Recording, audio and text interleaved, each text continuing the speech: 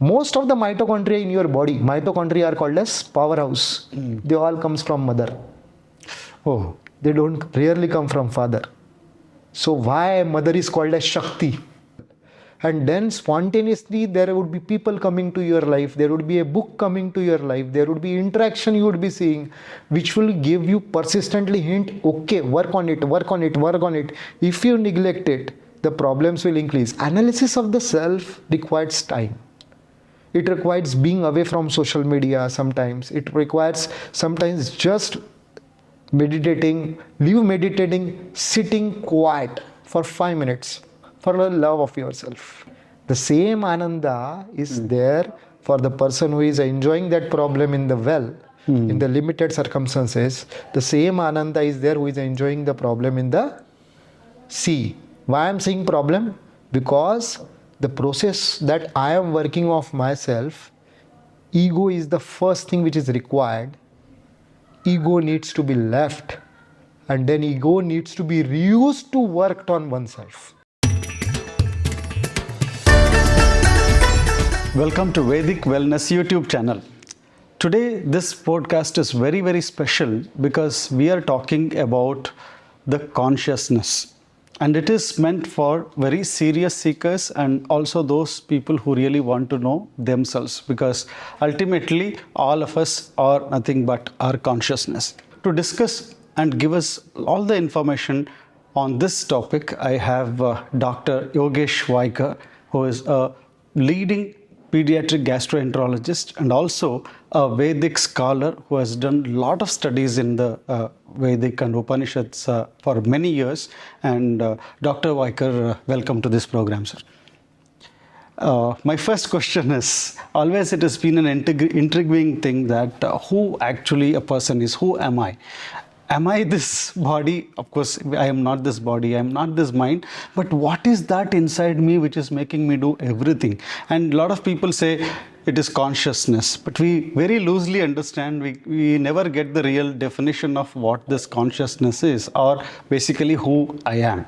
And you being a doctor and a surgeon too, because you do handle a lot of complicated conditions, and you do surgery also, and I do not know where this consciousness is visible. It's not visible in a heart surgery, it's not visible anywhere, but it exists. So to start with this, how do we understand the consciousness? Om.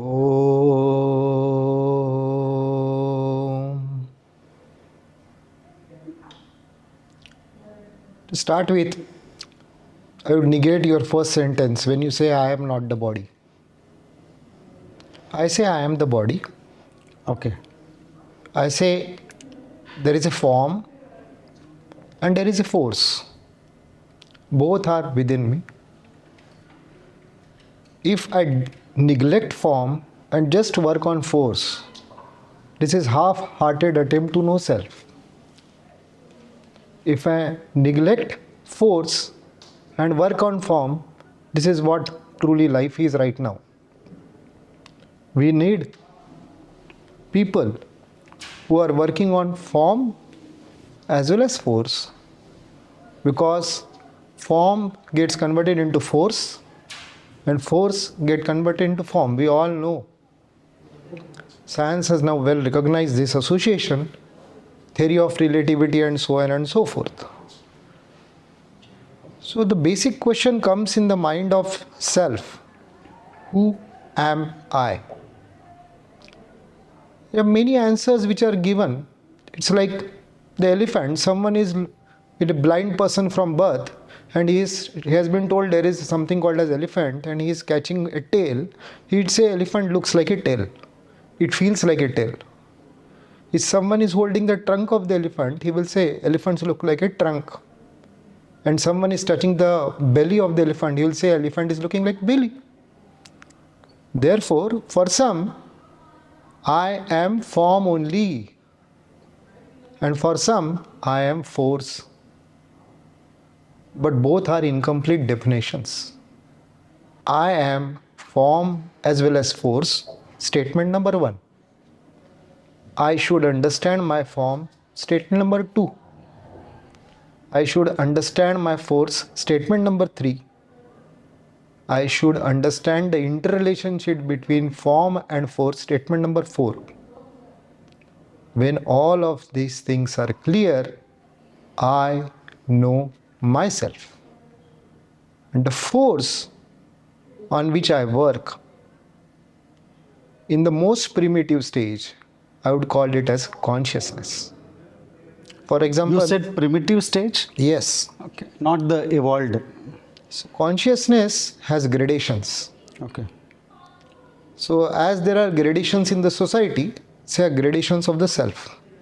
I'm not feeling like doing this podcast. I'm tired. I have done too many endoscopies. I will go and sleep now. This is my tamasa. This is a consciousness. It is working at my lower planes.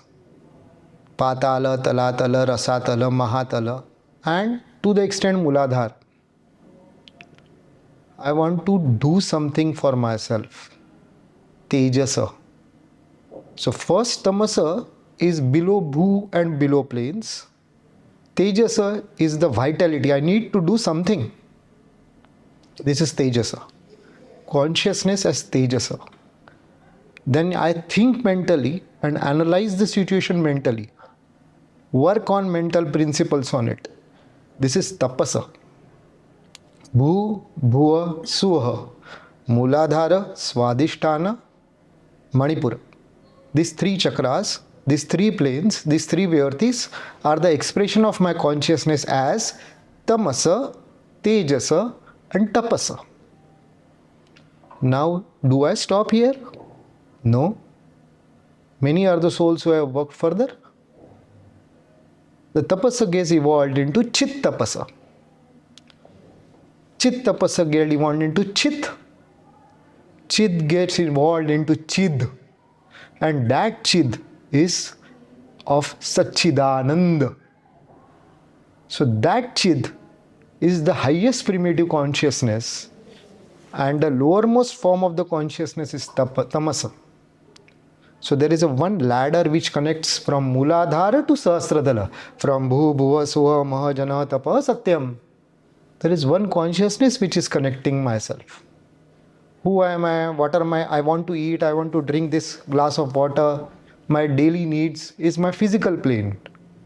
I want to work, I want to exercise, is my vital plane.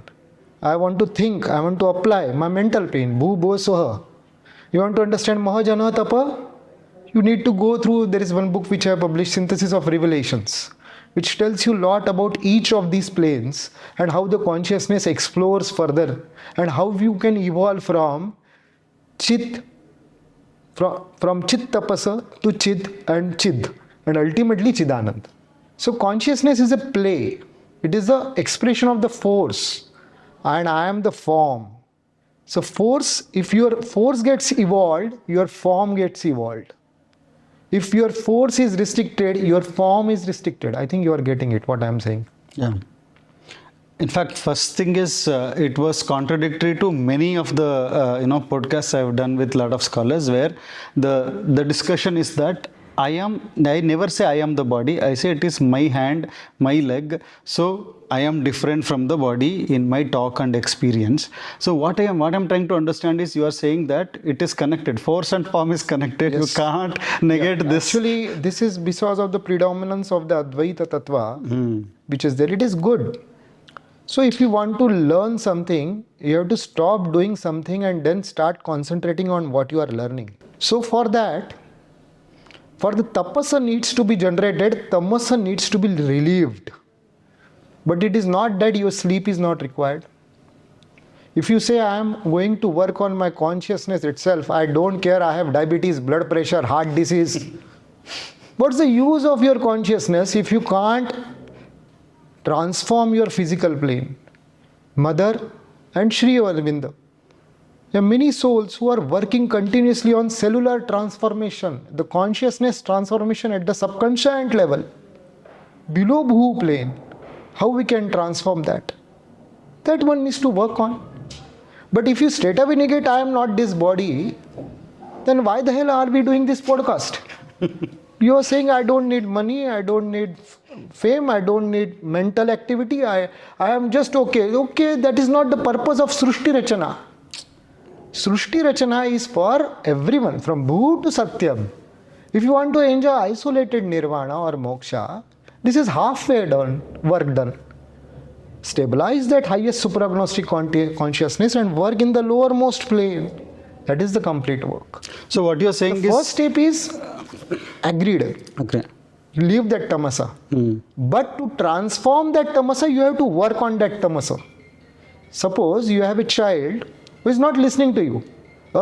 He is not listening, leave it. Are you going to behave that way? Or you are going to work with him?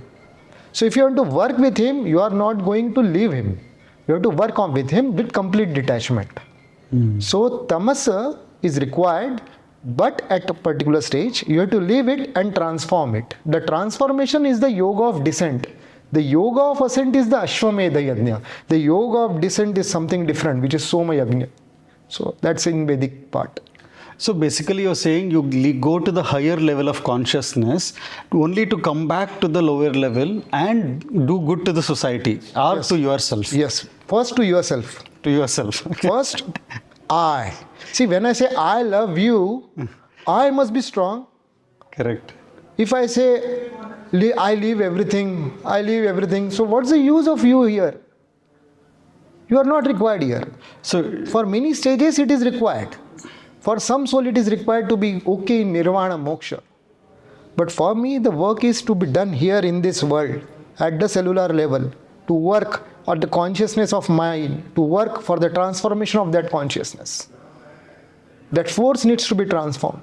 First it's to be known, then it to be realized, it should be experienced, it should be managed, it should be transformed. Sequential steps of handling consciousness. something very new, whatever I've understood now, because you talked about knowing the form is also important. I mean, the levels of the force or the consciousness, what you talked about. So, for example, I will tell you a very simple way how it is there even in Veda. No Veda says ki only leave everything. No Veda says that. So, if you start working on yourself, there is an aspiration within you. Who am I? I want to know myself. This yajna is called as Agnyadhana. You want to work on it daily. The yajna is called as Agnihotra. You want to work it every 15 days. Darsha Purna Masa Yajna. If you want to work it on 6 monthly, Ayana Yajna. You want to work it on persistently, Samvatsara, 1 year. If you want to work it further, to know myself and to work on myself persistently over the period of time, you do a yajna which is called as Ashwamedha Yajna. It is the yoga of ascent, starting from your Muladhara going towards your Sahasradala. Then you do Purushamedha Yajna. Then you do Sarvamedha Yajna. You completely surrender yourself to the highest consciousness and allow it to work through each of your cell, each of your plane, each of your agranams, each of your force, each of your form within yourself. Then starts the stabilization, yoga of self-transformation, which is also there in. So this ascent is Agni Tattva and the descent is Soma Tattva. Agni, Soma, Maya Jagata. So the combination of knowing self and the grace of the divine working within you, knowing form, knowing force, working on that force and consciousness and getting transformed to that consciousness starts the yoga of descent, where there is a Soma Yajna. In that there is Upasarga and Pravargya, Mahavrata. I will not go in depths, but each of these yajnas are not outside, they are not karmakandik. They are within me. These levels I have to realize within me. I have to work on each of this plane. If I say Om Bhu, Om Bhuva, Om Suva, Om Maha, Om Janaha, Om Tapaha, Om Satyam, all several levels recognized within self. Tat Savitur Varenyam Bhargo. Savitur, I am going towards the highest consciousness in me. Devasya Dhimahi Dhiyo Yona Prachodayat. I am now asking that highest consciousness to descend in each of my planes. So this is there in Gayatri Mantra. If you want to further refine it, there are 44 agranams which are explained in Shatapada Brahmana. I will not go in depths, but these each level work is done by many. Many are the great souls who have worked. I am not the only one who has worked. The many people have worked. and some stopped at one particular time. So if for some person it's okay to be at an intermediate plane, they are Gandharvas, Yakshas. There are some people who are at the Tamasic plane, okay, Tamasic people. There are some who are at the Nirvana plane, who are enjoying that Nirvana. So there are some people like that, moksha. But is it the need of for this purpose this world has been created? I feel this is half work done. Nirgunatmak Samadhi is the first step. Sagunatmak Samadhi and Sahaja Samadhi is the highest integral yoga which Sri Aurobindo always speak of in expression of himself in this life. So for a layman watching this video, because whatever you have told, probably people who have some amount of soaking in the knowledge of the Vedas or some kind of inquiry, for them it might make sense. From a very layman's point of view, I want to do well in life and I want to have less problems as possible. I want to have a good family. I want to be, contributive to the society. How one can go in this path? No self. Without knowing self, you can't work on self. First, you have to know that what you know.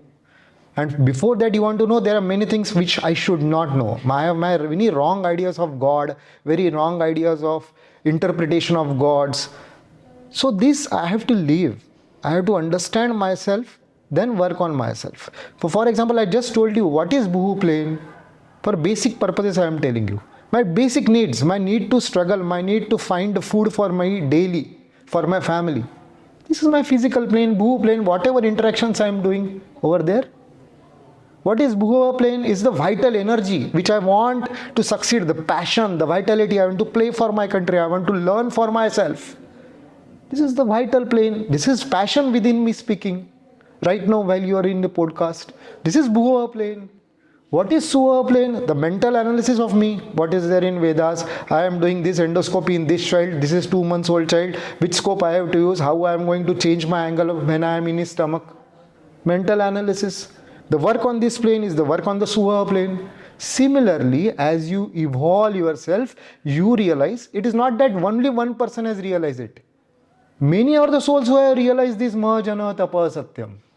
So you have to realize these planes within yourself first. Then start working on it. Because problems of first standard can never be solved by the brain of the first standard alone.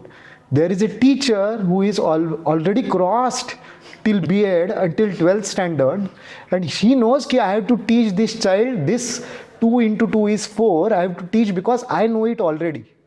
So you can never solve the problems of your daily life by intermingling daily in the daily businesses. There would be limitations to the science. These are called as intraplanar interactions within self. I am introducing a new term to you, intraplanar interactions. It means the problems in my physical plane or vital planes or my mental analysis of analyzing one particular microscope or one particular tissue can never be complete unless and until I evolve myself further up. And why this evolution has happened and why all the Rishis are going towards each steps and why everyone in the Vedas have realized and everyone have the same realizations. So it is something very interesting to take note of. To ask ourselves the question, who am I? Am I just Bhu? Am I just Bhuva? Am I just Suva? What is me beyond that? So that is the starting point of analysis of the force. Bhu, Bhuva, So can be easily realized. They are called as Rodasi plane in Vedas. Because they are responsible for so many problems in life. Your mental problems, your vital problems, excess of vital energy is a problem, excess of mental activity is a problem, excess of physical activity, non-developmental activity is a problem. Isn't it? So all these things needs to be realized. And then you will realize that you can't solve the problem on that Bhu plane just by the working on Bhu plane. There is a limitation in which my biceps can be developed. But we have to use that biceps properly, that is Suvaha. And when to use bicep properly? In our medical field, we always say, how to do a surgery is a good surgeon, when to do a surgery is a better surgeon, and when not to do a surgery is the best surgeon. So that higher analysis always comes, but that is not given in books. That is the evolution of the force within you, which we started the discussion on. That is the evolution of the consciousness within you. So you have to work on each plane, each level to grab it. So this working starts with the aspiration. I want to know myself. I want to know what. See, even if you know what are your physical needs, that's so beautiful. Many people here don't know what are their basic needs. They're just running for something in life, but they don't know what they want. Basic physical needs. It is true. In fact, a lot of times, I'm actually by profession, I'm a finance expert. So when I ask them, what do you want? They're not very clear. When do you want to retire? They don't know. Maybe 55, 60. How much money you want? They're not. So it is very important to have that aspiration. In Veda, there is a term for this called as Agni. As you evolve further, you try to interpret it. You try to interpret your evolved forces or consciousness within you. Then you represent that consciousness and then you get revealed with the consciousness. So your aspiration is conglomerated in Upanishads. Your interpretation is conglomerated in Aranyakas. Your representation is conglomerated in Brahmanas. And your revelations are conglomerated in Sahitas. Oh. So Sahita, Brahmana, Aranyaka, Upanishada. This is aspiration, interpretation, representation and revelation. The highest level of the intuition. For example, if I am coming to your podcast, I was driving and I decided, okay, this line I would take. This is intuition. The purest level of the intuition if you developed, you have well developed Ashtasiddhis, Prakyamaya, Vyapti and all. How can you fail in your daily life? But you should not work for Siddhis. They are spontaneously working in you. So, for a practical person, let's say I aspire to know about myself and probably understand my consciousness, whatever level I am, whether bhu, bhuvaha, suha, whichever level, because I do have problems now in terms of be it physical problems, relationship issues, work-related issues. What is the starting point? Is it reading the books or is it doing some practices? What is the way? How do one understand? Is it through a teacher? Multiple are the ways to know self. Multiple are the answers. I would just think it is not required to read a book. Otherwise, only reading or literacy would be most important. There are many people like Ramana Maharshi and all, and these self-spontaneous realizations are there. So, give time to yourself. Most important. The basic thing. Love yourself. I would say be selfish. Love yourself. I always tell you, first love yourself and then start knowing yourself. As you remove the skin of a cucumber, you start analyzing yourself okay, these are my physical attributes. These are things which I like, therefore I succeed in some professions. For example, if I am not good as a healthcare professional and I have chosen that being a doctor, I would be a very bad doctor. But I love what I am doing. That is my passion and that is my reflection in my work. So I am in fortunate one to get what I want. So basically I should observe. Observe myself. First thing is observation. Then aspiration. Then understand you are this level. And then spontaneously there would be people coming to your life. There would be a book coming to your life. There would be interaction you would be seeing which will give you persistently hint, okay, work on it, work on it, work on it. If you neglect it, the problems will increase. If you forgive it and you leave it and most of the people say, okay, I don't want to handle this difficult situation. I will leave and in Marathi we say palputepana. Just leave that and go ahead and run away from run problems. away. In next thing it will come in a different form and again the same thing would come in your life and the divine will ask you work on that. You will not go to second standard till you pass this first standard. You can't write a paragraph unless until you write a sentence. So this analysis of the self requires time. It requires being away from social media sometimes. It requires sometimes just meditating, sitting quiet for 5 minutes for the love of yourself. Don't do it anything for anyone. In Yajnavalkya says to in Brihadaranya Upanishad, I love you Maitreyi not for you but for myself. You love your kids not for kids but for yourself. So stop saying I am selfless. No. Be selfish first. Know yourself first. Then you can love others. Develop that power. And that mother is working within you. Because every one of us has that capability. It is the highest consciousness in the level of Maheshwari. It comes down is the yoga of descent as Mahakali. It harmonizes all of your Bhu Bhuva Swaha in Mahalakshmi. It expresses through you as Mahasaraswati. So Maheshwari, Mahakali, Mahalakshmi, Mahasaraswati. All three things of the mother. You would be surprised to know most of the mitochondria in your body, mitochondria are called as powerhouse. They all comes from mother. Oh. They don't rarely come from father. So why mother is called as Shakti? Why mother four forms are important? Because all the mitochondria are derived from mother. So mother is the powerhouse of the cell. Mother is a powerhouse of the all planes. Mother is a powerhouse of all levels. So it's that beautiful. Just know it.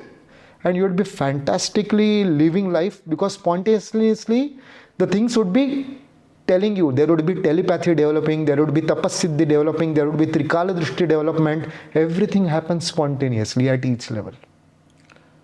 So this happens. But don't pull or push it. Don't work for it. But love yourself. So basically, if I understood correctly, just observe yourself and see what is working for you. Be true to yourself. Don't be pseudo true to yourself. Sometimes I have a false feeling that I am the great guy. No, for that your wife is the best, or second, husband is the best person, because she will tell you you are doing this wrong.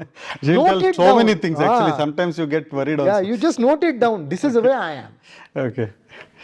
So I work on it. Let's say I get to know, I stand in front of the mirror, at least get to know my body, whether it is synchronous, how do I look. From there I start observing my thoughts, where I am doing well, where I am not doing well, why I get angry, what kind of a person. Is this what you're saying, observation? Yes, this is the first step. Okay. So then slowly I don't have to read any book or follow some practice. First do this. Okay. First do this. It is a very big step. Okay. First you do this, and then you see, if my friend is doing good in that work, why I am not doing good in that work? So what qualities I am lagging? So this quality requires this particular attribute to be developed. How can I develop it? Ask and marry a question called as why in your life. Ask yourself questions. And spontaneously you will getting answers in the form of a book, in the form of a person, your father, your mother, your grandfather, your well-wisher, your friend. Someone would come and tell you this is the answer. Everybody gets answer. But the only thing is sincerity and truth. You should ask the question. Don't make fool of yourself. So I should be sincere and be honest with whatever I am doing. Yes. And then automatically what you're saying is the roots will open up. The path will come. Some ways you will meet such people who can guide you and things like that. Yes, and they happen. And it has not restricted to you and me. It is universal phenomena. It can happen to everybody. Actually, that was my next question. Yes. This consciousness evolution, whatever we are discussing, is it different for different kind of people? No, it is similar for everyone. But the only thing is, some people like to play in a well. Some people enjoy in a pond. Some people enjoy in a river. Some people enjoy in a sea. But it doesn't mean the one who enjoys in a sea is more better than the one who is enjoying in a well. The same ananda is there for the person who is enjoying that problem in the well, in the limited circumstances. The same ananda is there who is enjoying the problem in the sea. Why I am saying problem? Because the process that I am working of myself, ego is the first thing which is required. Ego needs to be left. And then ego needs to be reused to work on oneself. So there are further stages, maybe in different podcasts we can cover this up, how to work on self. But only thing is, please understand, your problems are yours, you are going to work on it. And someone else's problem are theirs, they are going to work on it, whether he likes it or not. And the problems would be the next step to their solutions. But if they enjoy the problems, they remain at that level for many lives, unfortunately. And remaining at the Satyam level, Sahasradala Chakra or Dvadashanta Chakra or the highest Nirvana is itself is one of the biggest ego, called as spiritual ego. That I am the evolved person, I am the chairman, I am the president, I am the spiritually evolved consciousness. This is also a dangerous. The bigger is the fall from that place. the more problems occur in your life then. Because God wants to tell you even that needs to be surrendered. Sarvamedha yajna. Complete surrender to that mother. She will handle all of your force, but it doesn't mean that you don't work. It is not including the inertia. So other thing that I have is, I understood this process and the observation is the first and then the path would open. But what is the experience? Is there any kind of a guidance that, because if I experience like consciousness, will there be change? What to expect that something is happening? Yes, that's a very beautiful question. It changes. It changes your life. The simplest anger can be an outburst, and right? So there is a force which is causing change in form. Correct. So work on that force, the form would be changed. So is the reverse also? Both. You work on form, the force is directed. This process is excellently called as yoga, not yoga, which modern day people are saying. So understanding the flow of consciousness in the body is the Hatha Yoga. You do various asanas, pranayam, pratyahara, yama, niyama, ashtanga yoga. Then work on that consciousness, pranayam.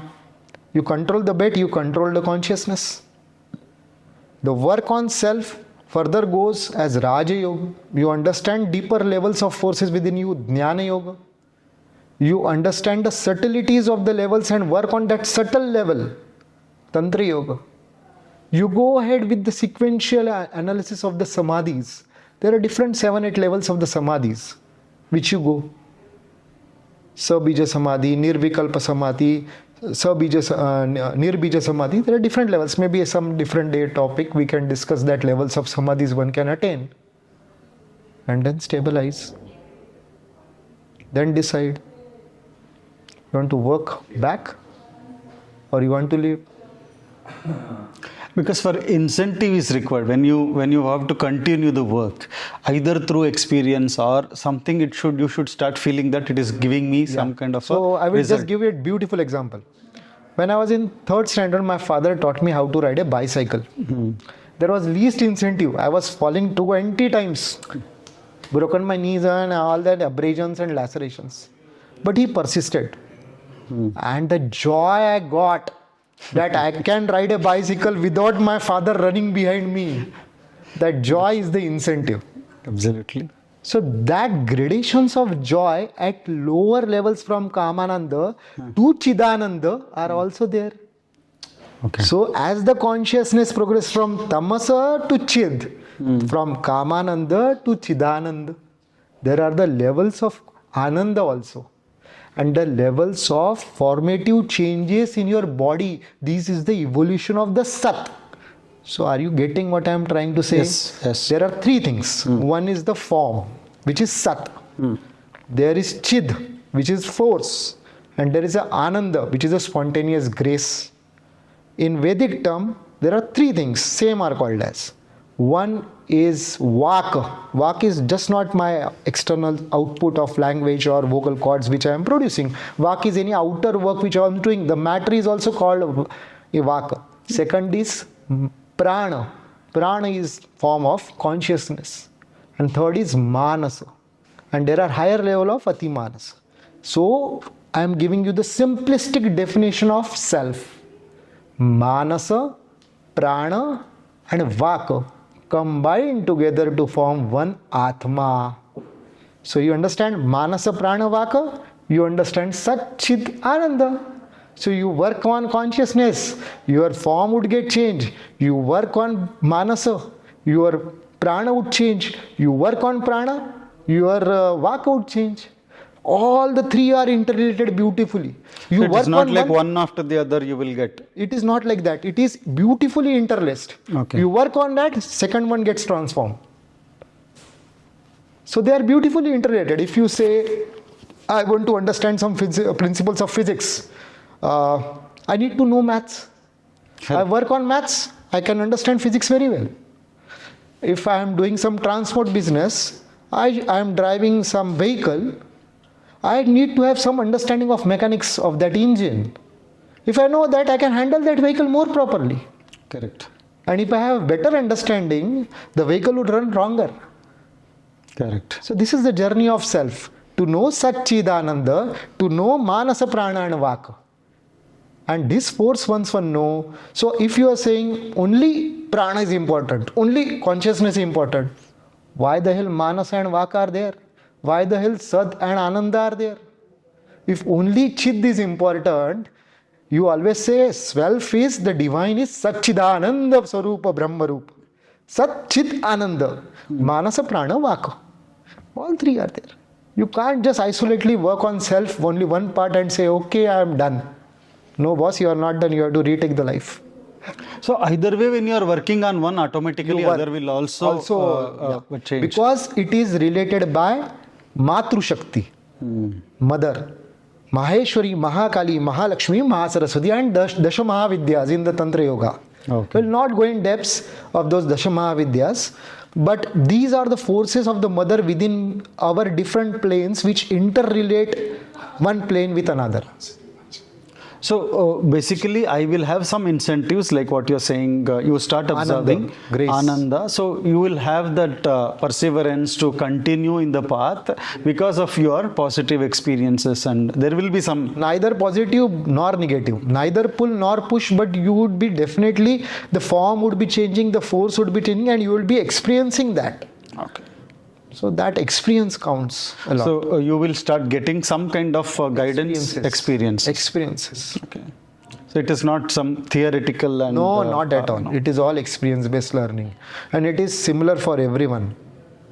Only question is, are you ready to work on yourself?